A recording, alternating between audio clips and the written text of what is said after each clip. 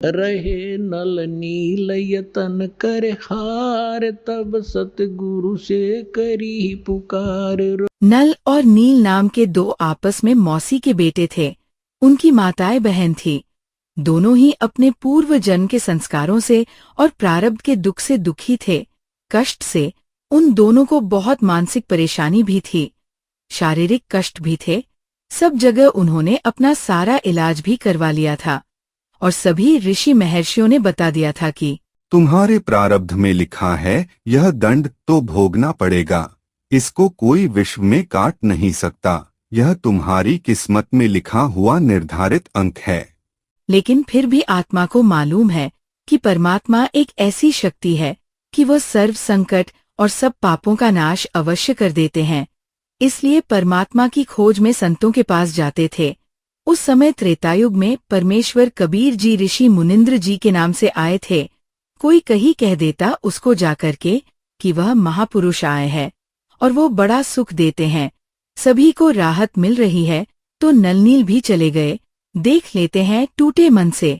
अब जो ही वहां जाकर बैठे और सभी भक्तगण चरण छूकर अपना अपना स्थान ग्रहण करना चाह रहे थे। नल नील ने भी जाकर दोनों ऐसे ही चरण छुए। दोनों के सिर पर हाथ रखा भगवान ने, कबीर परमेश्वर, मुनिंद्र जी ने।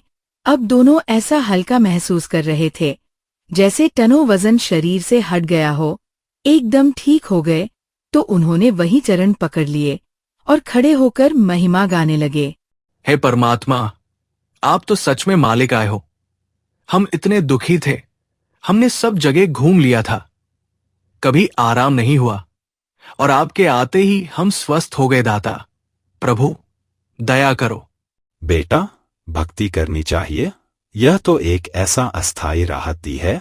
अब भक्ति करोगे तो स्थायी इलाज होगा। नाम दे दो दाता। पहले सत्संग सुन ले, फिर नाम दूंगा। पहले तो इन विष्णु ब्रह्मा शिवजी के प्रति आसक्त थे। जब मालिक सृष्टि रचना सुनाई, अब दुखी आदमी सुखी हो गया।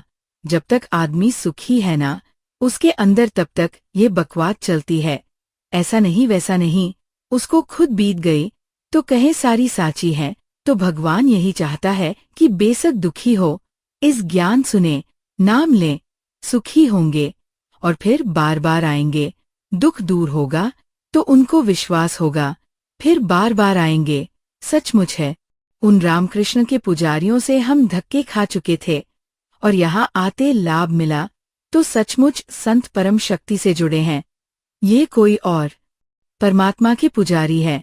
दोनों ने दीक्षा ले ली, सबको बतावे और आपस में बैठे बैठे गुण गावे। तो सत्संग में एक और ज्ञान दिया जाता है कि बेटा, यहाँ अधिकतर बुढ़े बुजुर्ग बीमार आते रहते हैं, असहाय ही आते हैं। कोई लंगड़ा है, कोई कैसा है, तो अपने भाई बहनों की यह भक्त हैं, यह भगवान के लिए आते हैं और इनकी सेवा करनी चाहिए। बर्तन धो दे, कपड़े साफ करें, जिससे बन सके सेवा करे तो इसका बड़ा पुण्य होगा। जो दुखी आदमी है वो सोचते हैं, हे भगवान, घनी कमाई कर लो, जितनी हो उतनी थोड़ी। तो वह दोनों जनों ने ये पक्की कर ली कि जीतने यहाँ आते भक्त जो असहाय हैं, उनके कपड़े, उनके बर्तन हम धोया करेंगे। तो पहले 20, 30, 50 भगत आया करते थे। 2, 3, 4 दिन का सत्संग होता था तो वही रहते थे। तो क्या करते, उनके कपड़े उठा ले जाते थे, उनके बर्तन उठा ले जाते। तो वहां वह क्या करते, पहले साबुन था नहीं, पहले कपड़ों को भिगोया जाता था, कुछ समय जल में, फिर बाद उनका मोगरे मागरे मारकर मैल छोड़ाया जाता था। तो पहले दरिया में वह उनके कपड़े भिगो देते थे और स्वयं बैठकर वृक्ष के नीचे भगवान से सुनी उस सत्संग में जो भी ज्ञान सुना उस पर चर्चा करते थे। दोनों घंटों बीत जाने के बाद उनको ध्यान आता था, अरे कपड़े भी धोने हैं। फिर जैसे कपड़े धोता उठा लेते तो उसमें कुछ कपड़े उसमें दरिया में बह जाती थी। कुछ तो कारण क्या बना कि जो भक्त श्रद्धालु इतनी दूर से पहुंचते थे उनके कपड़े मिले नहीं। तो उन्होंने कहा, भाई, हमारा कपड़ा ऐसा नहीं मिला, यह नहीं मिला, किसी का बर्तन नहीं मिला। हमें पता नहीं, हम तो सारे लेकर आए हैं, जीतने ले गए थे। यह पता नहीं क्या बैठे बैठे बतलाते रहते हैं। एक वृक्ष के नीचे इनको ध्यान नहीं रहता है, वह जाते हैं पानी में। इससे अच्छा तो आप हमारे यह धोया ना करें, हमारे तो नुकसान कर दिया। ये बात कहते कहते गुरुजी के पास पहुंच गई। अब नल नील ने सोचा कि तुम्हारी सेवा छूटेगी और तुम मर गए, फिर वही कहर टूटेंगे, गुरुजी नाराज हो जाएंगे। तो महाराज जी ने बुलाकर कहा, बेटा क्या बात है, कपड़े ध्यान से धोकर लाया करो। हाँ जी, बहुत ध्यान से धोते हैं। अच्छा भाई, ठीक से धोकर लाया करो। 2-3 दिन के बाद फिर वही शिकायत आई। तो फिर परमात्मा ने कहा, बेटा मैं आपको बार बार कहा है, ध्यान रखा करो। ठीक है, आप सेवा ना करो, इससे अच्छा। चरणों में गिर गया और कहा, हे महाराज, मर जावांगे, हमारा तो विनाश हो जाएगा। मुश्किल से आपकी दया हुई है, हमारी सेवा ना छुटवाओ। उन्होंने सोचा गुरुजी नाराज हो गए। अब उनकी दिन हालत देखकर हृदय की पुकार देकर परमात्मा को तरस आ गया कि आत्मा घनी दुखी हो जाएंगी यदि सेवा छुटवा दी तो। तब परमात्मा ने कहा, बेटा चल ठीक है, आप करो सेवा। आप दोनों को मैंने वरदान दे दिया, आशीर्वाद दे दिया, तुम्हारे हाथ से कोई वस्तु पानी में डूबेगी ही नहीं। वह बड़े खुश हुए। उन्होंने जाकर के, जैसे मिट्टी के भी पात्र होते थे, उसमें एक आधा कासी का होता था, तो उन्होंने ज्यों का त्यों पानी में भरकर काशी का बेला और जल पर रख दिया। वह यूं का यूं रखा रहा, नीचे लहरें चलती रही और भी तमाशा देख रहे भगत। सचमुच गुरुजी का इसका आशीर्वाद हो गया। तो पत्थर उठा कर रखे, पत्थर भी यूं का यूं वहीं स्थिर हो जाता था। और कपड़े जहाँ रख दे, हाथ हिला हुला के देख ले, यूं का यूं रखे पावे। उनके अंदर उस परमात्मा ने इसलिए गुण दे दिया कि ये माने नहीं, ये भी दुखी और ओ भी दुखी, तो दोनों को सुख दे दिया वह समर्थ भगवान ने। अब कुछ दिनों के बाद क्या हुआ, अब सत्संग समाप्त हो जाते थे। साल 6 महीने में सत्संग होते थे। तो उधर से वह भक्तों को पता चला नल नील को, ऐसे ऐसे एक राजा रावण है, उसने माता सीता को उठा लिया है, उसको छुड़ाने के लिए सभी साधु भगत इकट्ठे हो रहे हैं, चलो रावण को कुटेंगे पीटेंगे। वो भगत भी साथ चले गए वहां पर। अब वहां पहुंच गए समुद्र के किनारे पर और पुल बनाने की समस्या आ गई। तो समुद्र के अंदर घुटनों पानी में खड़ा होकर श्री रामचंद्र अर्थात विष्णु जी ने 3 दिन प्रार्थना की थी कि हे जल्दी, हे समुद्रराज, मुझे रास्ता दे दे, मैं बहुत दुखी हूँ, ये मेरे साथ बीत गया है, आप भी भक्त हो, आपने मेरी मदद करनी चाहिए। जब 3 दिन तक घुटनों पानी में खड़ा होकर याचना करने से भी समुद्र नहीं मान्या, नहीं रास्ता दिया, तो उसी समय श्रीराम ने कहा, लक्ष्मण, मेरा वह अग्निबाण दे, यह लातों के भूत बातों से नहीं मानते हैं, इसको फूकूंगा। ज्यों ही अग्निबाण छोड़ना चाहा, उसमें से लपटें निकलने लगी।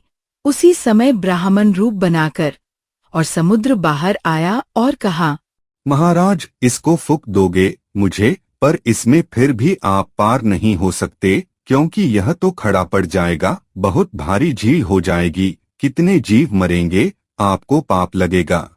फिर मैं क्या करूं? मैं भी तो बहुत दुखी हूँ, मुझे कोई विकल्प बताओ। ऐसा काम करो, सर्प भी मर जाए, लाठी भी ना टूटे।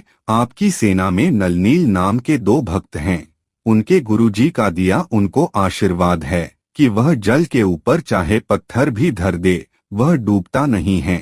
तो आशा की एक किरण दिखाई दी। श्री रामचंद्र जी ने नल नील को आवाज लगाई, वो सामने आए। अब वो नल नील ने देखा कि यहाँ तो अंगद भी फेल हो गया, हनुमान जैसे बलवान भी फेल है तुम्हारे सामने, तुम्हारी महिमा होगी। उस दिन वह भगवान को भूल गए और गुरु जी को भी भूल गए, अपनी महिमा दिखाने के लिए सामने आ गए, सीना तान कर खड़े हो गए रामचंद्र के पास और उनसे पूछा गया, क्या आपके अंदर कोई ऐसी शक्ति है, आपके हाथों में? हाँ जी। एक परीक्षण करके दिखाओ, तभी विश्वास होगा। उन्होंने पत्थर उठाया और रख दिया, डूब गया। दूसरा उठा के रखा, फिर डूब गया। उनका विश्वास था कि डूबता ही नहीं था। आज क्या हुआ, दोनों के हाथ में पत्थर नहीं तैर रहे हैं।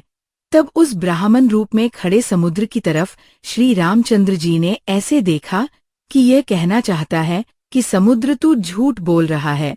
तब समुद्र ने कहा, नल नील, तूने बड़ी भारी गलती कर दी। आज तुमने अपने गुरु को याद नहीं किया, जिस कारण से तुम फेल हो गए। तो जब परमात्मा वहां पहुंचे ऋषि रूप में, श्री राम ने भी चरण लिए, समुद्र ने भी चरण लिए और भी सेना वहीं से अपना प्रणाम किया। तब श्री रामचंद्र जी ने कहा, भगवान, ऐसे ऐसे मेरे पर आपत्ति आई है और आज आपके चेलों में वो शक्ति नहीं रही जो आपने वरदान दिया था। इनमें वह शक्ति अब रहेगी भी नहीं, समाप्त हो गई आज से। इन्होंने बहुत बड़ी गलती की है। इनमें प्रभुता आ गई, मान बढ़ाई घर करगी, और जहां मान बढ़ाई और अहंकार है वहां मैं नहीं रह सकता, भगवान नहीं रहेगा। हे परमात्मा, हे महर्षि जी, हमारे ऊपर एक ऐसी आपत्ति आई है, इसका समाधान करो। आप जब अपने बच्चों को, अपने शिष्यों को यह शक्ति दे सकते हो, तो मेरा भी कुछ ये संकट निवारण करो। तब परमात्मा ने एक सोटी उठाई, डंडी, और कहा, आ जाओ मेरे पीछे पीछे। उन्होंने एक पहाड़ था, उसके चारों तरफ एक रेखा खींच दी और कहा, इसके बीच के पत्थर उठा लो, अपने आप तैर जाएंगे। वो पत्थर उठाकर ले आए, क्योंकि वो डर रहे थे। हनुमान जी ने कहा, रुकिए, यहाँ पर राम का नाम लिख देते हैं। इस पर अपनी अपनी क्रिया सारे कर रहे थे। राम का नाम पहले ना लिखा उन्होंने, वो पत्थर रखा तो तैर गया। इस प्रकार परमात्मा कबीर जी ने ही त्रेता युग में ऋषि मुनिंद्र जी के रूप में समुद्र पर पत्थर तैराए थे। जी से पुल बना था। सत साहिब जी। रहे नल नील यतन कर हार, तब सतगुरु से करी पुकार। रोए नल नील यतन कर हार, तब सतगुरु से करी पुकार। जा सत रेखा लिखी अपार, सिंधु पे सिला तिराने वाले।